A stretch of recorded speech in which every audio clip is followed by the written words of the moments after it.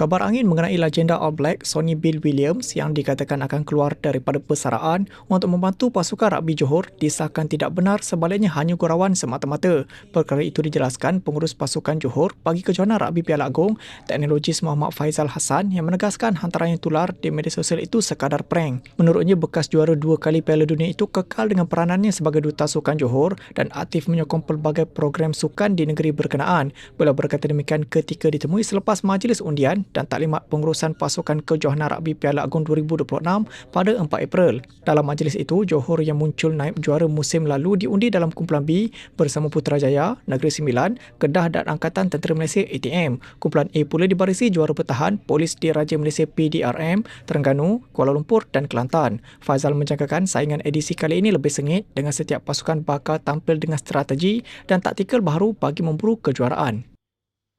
Kalau ada kemungkinan Sony main untuk Persun Johor?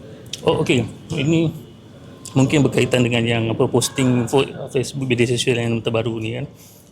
Sebenarnya tu macam prank sebenarnya. April Fool.